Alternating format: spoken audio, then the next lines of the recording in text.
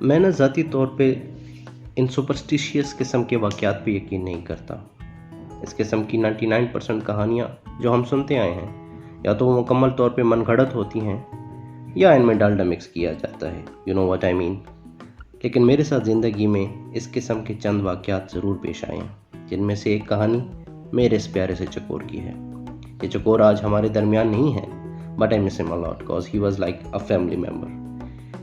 یہ چکور چند ہی دنوں کا ہوگا جب یہ ہمارے ہاں توفتاً آیا۔ بائی دا وے، اگر آپ کو معلوم نہیں تو بتاتا چلوں کہ چکور ہمارا قومی پرندہ ہے، اور اس کی چند خوبیوں میں سے ایک خوبی یہ بھی ہے کہ یہ پرندہ انتہائی خوبصورت ہونے کے ساتھ ساتھ انتہائی خود پسند اور اپنی مرضی کا مالک ہے۔ I'm talking from my own experience۔ اگر تو یہ آپ کے ساتھ کھیلنا چاہتا ہے تو he will force you to play with him۔ Even if you are not in mood, busy or asleep, he will wake you up by running over you or just keep on pinching you۔ اور اگر ان جناب کا mood نہیں ہے تو he won't even let you touch him۔ خیر، دن گزرتے گئے and he was growing together with us۔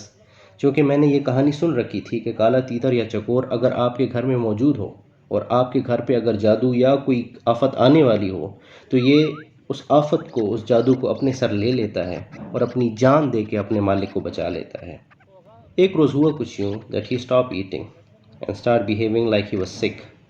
We tried our best to treat him, but all went in vain۔ One day, while I was in my office, I heard a call from my dad that he is no more with us۔ The day was very heavy on us۔ نہ جانے میرے والد کو کیا سوجی، انہوں نے اس چکور کا پوسٹ مارٹم کیا تو اس کے پیٹ میں سے اور اس کی انتڑیوں میں سے 1 سے 2 فٹ لمبے کپڑوں کے ٹکڑے نکلے۔ Keeping in mind, they don't eat such thing, nor they can, nor there were such pieces of clothes in our home at all۔ میں آج بھی اس کہانی کے بارے میں، اس واقعے کے بارے میں سوچتا ہوں تو اس خیال کو اپنے ذہن میں آنے سے روک نہیں پاتا کہ آیا یہ کہانیاں سچ ہیں؟ اگر آپ کے ساتھ زندگی میں کچھ ایسے واقعات پیش آئے ہیں تو مجھے ضرور بتائیے گا۔ میرا نام ہے کمال۔ السلام علیکم۔ کچھ کہنا جو گڑبڑے ہوں گے